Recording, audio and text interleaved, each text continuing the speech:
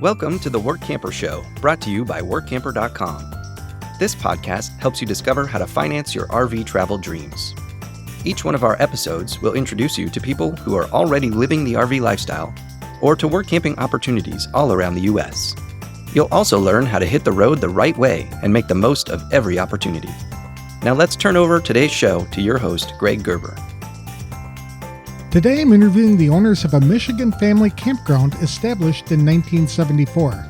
Today it has doubled in size and serves as a base camp for a plethora of activities in the region. Today's episode is sponsored by Workamper News. Do you have more questions and answers when it comes to the work camping and RVing lifestyle? If so, then Workamper News has your back. Listen to their free work camping Q&A videos to get your questions answered.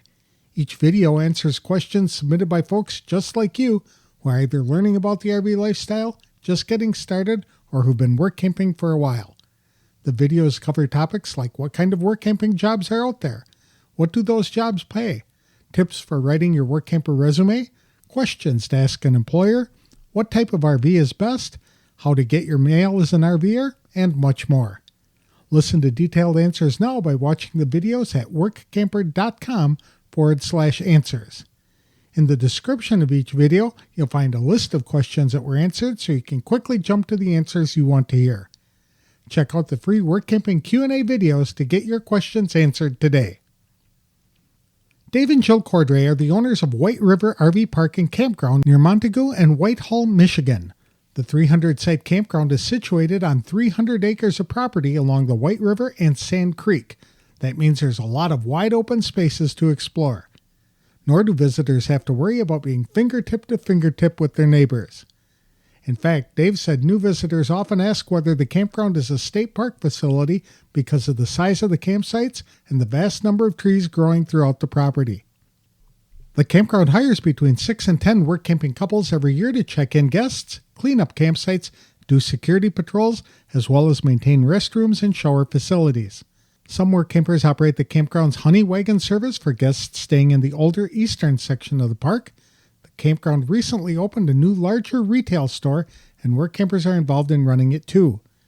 Jill and Dave also own the nearby Happy Mohawk Canoe livery, which rents canoes, kayaks, tubes, and rafts for people to use while floating down the river. To tell us more about their campground and the role work campers play in helping to run it every summer, please welcome Dave and Jill Cordray, the owners of White River RV Park and Campground, to the show. Why don't you start by telling me a little bit about White River RV Park and Campground and how it came about? White River Campground was purchased by my parents, and the first summer of operation for the Cordray family was 1974. At that time, it was relatively small in size compared to what it is today. They had roughly 116 or 20 campsites, and it was on a much smaller footprint as far as acreage is concerned. Today, we're approaching 300 campsites and in total close to 300 acres.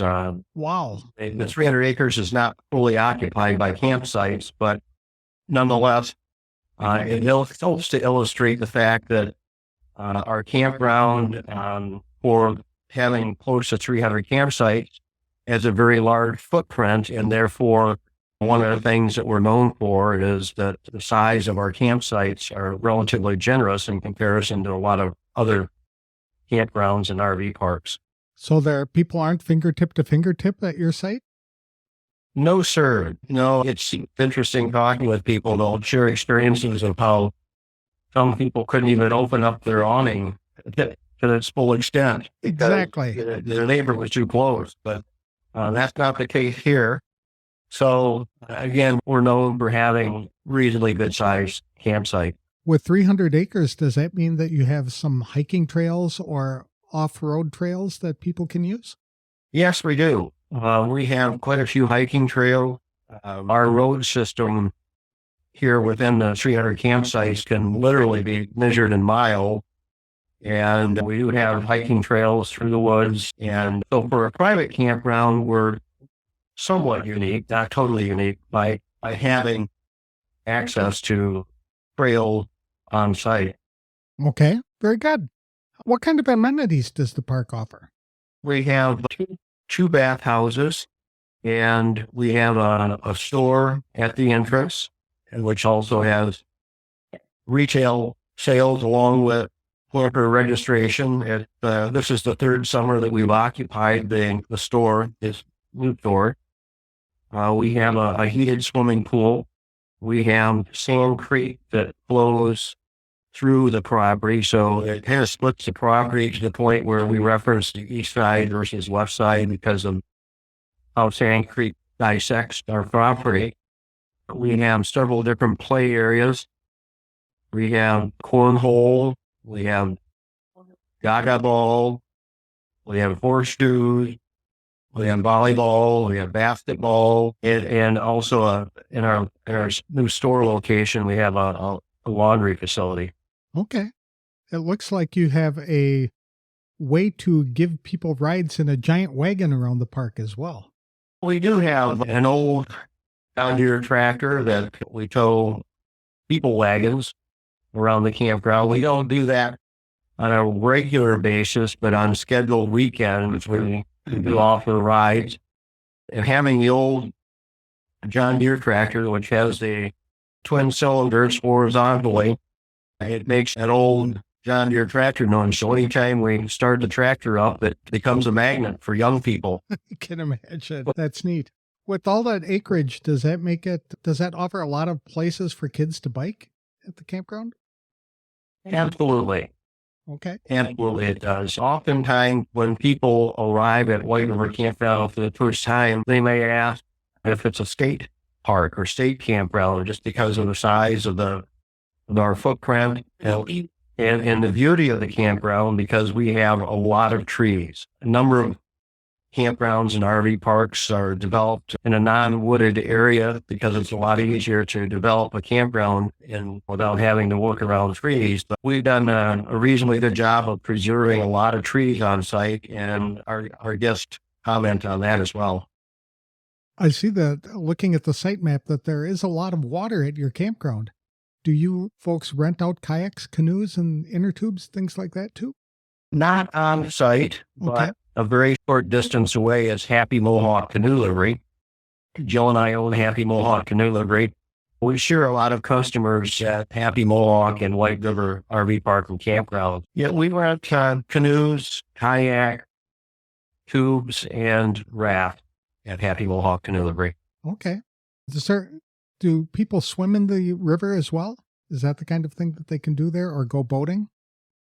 Absolutely. The White River is a sand bottom river, very clean, and we have a lot of people that choose to wade or swim in the river. Soil Creek may be our second biggest attraction, right behind our heated swimming pool. We see kids chasing minnows or collecting bugs in Sand Creek. We see adults with folding chairs sitting in Sand Creek or dangling their feet in the water to stay cool, and it becomes a kind of a neat social setting. There is a photo on your homepage that shows a bunch of campers sitting in a circle in the river, and I thought, that's cool. What a refreshing way to cool off. It is, and that's a fine example of how adults use Sand Creek. How many work campers do you folks typically hire every year? Between 6 and 10, probably. Okay. What kind of jobs do they do for you?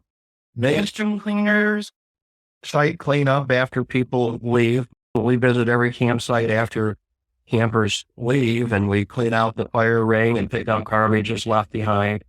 Workampers have helped us mow. Shopper.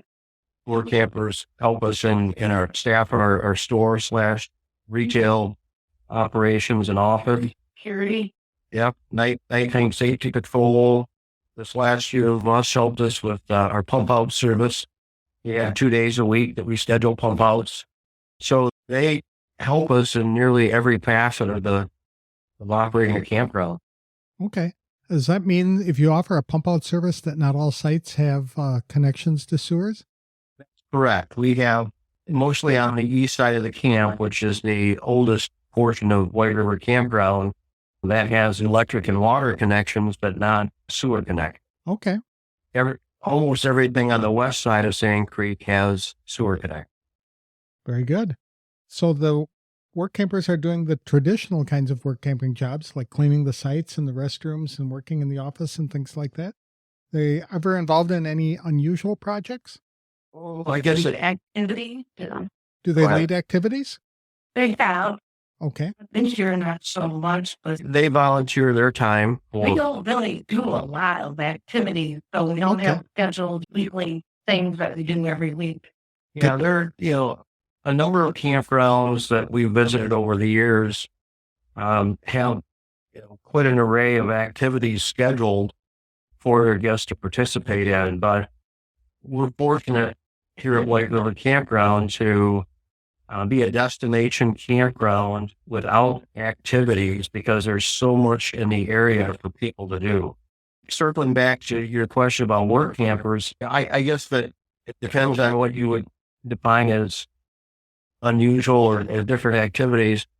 They touch nearly everything that we do here at the campground, which would be including volunteering for activities. They help clean our facilities where they need to be clean. When I'm talking about cleaning, I'm talking about power washing or washing the exteriors of buildings, open stain buildings. They really do just about everything that needs to be done around the campground. Depends on their interest and their ability. Okay. They're not involved in like construction projects and things like that, I guess. Minor construction, Okay. yeah. All right. How many hours are these seasonal or year-round jobs? Everything is seasonal. Okay. And when does your season run? May 1st to October 15th. How many hours a week do you want the work campers to put in on a general basis? Well, change with work campers, but in the past, like for restroom cleaners, working as a couple, cleaning the restrooms twice a day, 4 or 5 days a week. Then maybe just doing walkthroughs, Okay. usually during the day. We've never tracked hours or set a required number of hours. Our compensation package is not based upon working so many hours per week in exchange for a campsite. We don't do that. So we try to be as flexible as possible. We want our relationship with our coworkers to be a two-way street where they get to almost pick and choose how much they would like to work. Obviously, for the campground business, we prefer for them to work more hours than less. However, we don't have a minimum number of hours that we require. Okay. That's an interesting way to do that. So people are basically setting their own schedules every day, or can they work like 3 days a week and take some days off? Or are they expected to work a little bit every day? If it's a work camper couple, and certainly favor work camper couples over single individuals, we ask that they be available to work 5 out of 7 days, and then we agree on the 2 days off per week that are consecutive days that they both have off together. Okay. Even though we require a request that they're available 5 days a week, that doesn't necessarily mean they work 5 days a week. It sounds like a rather laid back environment. Again, we have a lot of work that needs to be done, and work campers, we've been very fortunate to have individuals that really want to contribute and do a nice job for us. It is relatively laid back, but we all have primary job assignments that we're responsible for, and then try to make them aware of the fact that we share the same secondary job responsibility, which is working as a team and helping one another as needed. And that seems to work well for us. That's good. What type of compensation do you folks provide? We do it in a basket full of different compensation packages. Some work campers receive their campsite at no charge, along with electricity at no charge and a stipend of LPG usage. Some are salary, some are hourly. Some of our work campers have a minimal monthly fee, which is very small in comparison to our seasonal fees.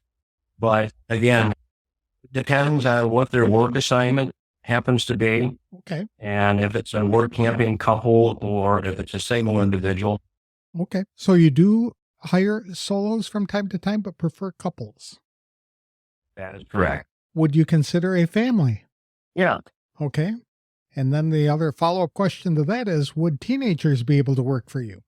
If we're fortunate enough to find a teenager interested in working, of course. Oh, that's But you ask about family. Here's an example. We have a husband and wife, and the wife's sister works here, and the two sisters' mother has worked here for 2 years. And for our nighttime safety patrols, we have two camper couples that are related to one another. So it's not unusual to have a number of family members sitting involved in the same family, assisting us here with camping. okay. That's a very interesting perspective to have all those people involved in different jobs over the years. How many work campers return season after season?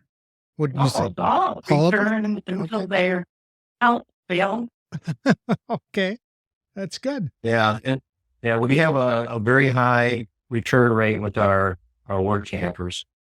And what we really enjoyed observing over the years is how the work campers become friends and they do things outside of work together and stay in touch with each other in the off season. So they're making lifelong friends while working. Absolutely. Do the work campers need any special skills or training? Things like learning their reservation software are really Which software program do you use? help. CampSpot. Okay. We'll make sure to note that. Are there any special traits or qualifications you're looking for in the work campers? Not necessarily. We have a very nice portfolio of work campers and people that live in the area and that help with maintenance activities that might require specific skill sets, like being able to work with electricity or Okay. being able to plumb or things of that nature. But it's a rare occasion that we're looking for a specific skill set. I think that we're trying to find people that are willing to work and they seem to have the mindset and work ethic and personality that blends in with what we have here at the campground.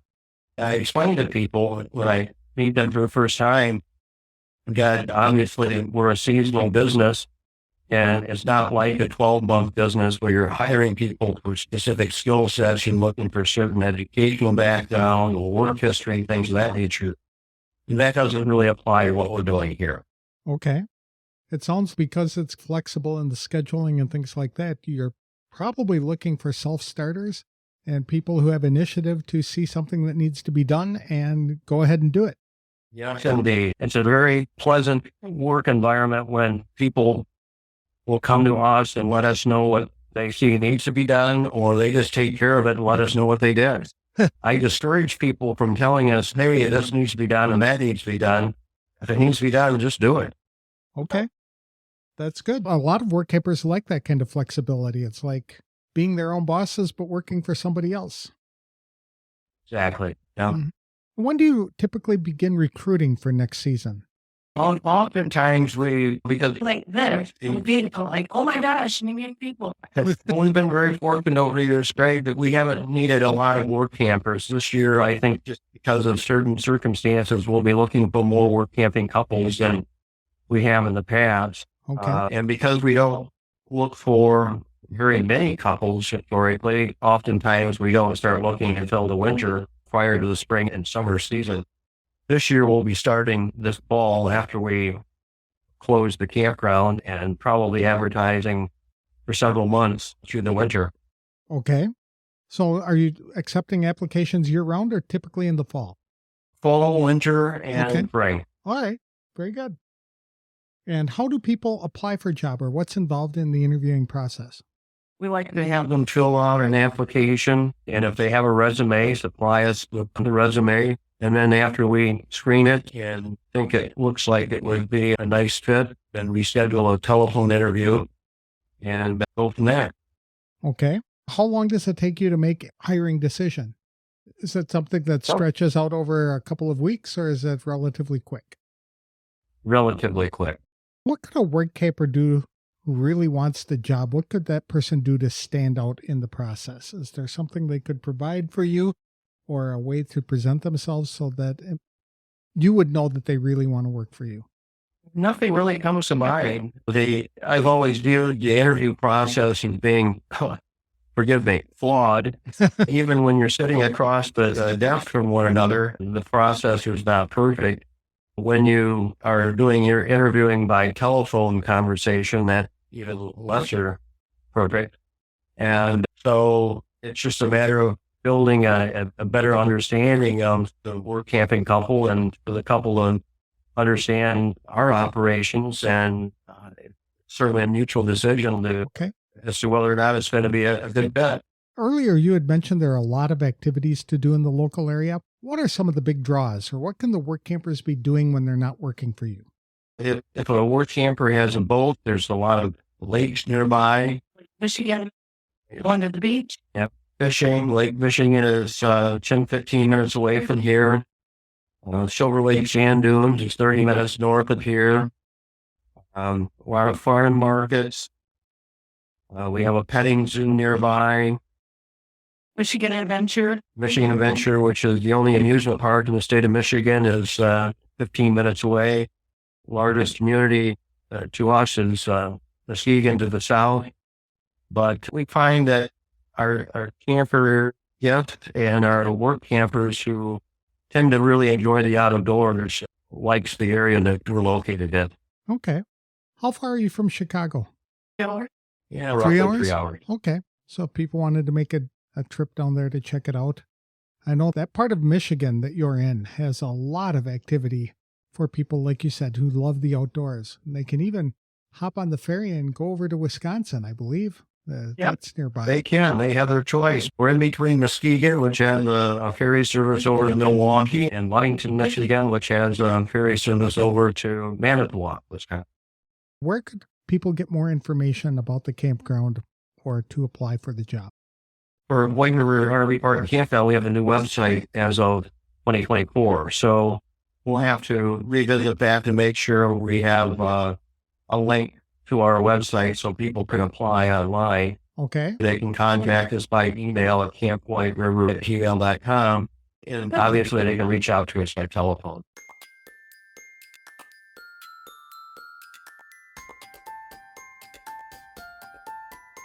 I'm sorry the interview appeared to end rather abruptly as our conversation turned to topics not related to work camping at the campground. But after talking with Dave and Jill Cordray, the owners of White River RV Park and Campground, it sounds like a wonderful place to spend the summer in a lovely natural environment. The seasonal jobs begin May 1st and continue through October 15th. Although the Cordrays prefer to hire couples, solos can apply.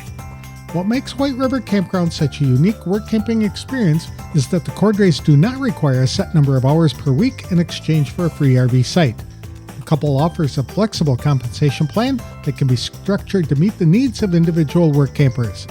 For example, some receive a free RV site with electricity and a stipend of propane, while others pay a minimum monthly fee.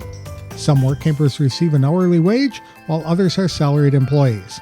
During the interview process, Dave and Jill will talk to applicants and come up with a compensation plan equitable for the campground and which also meets the needs of their work campers.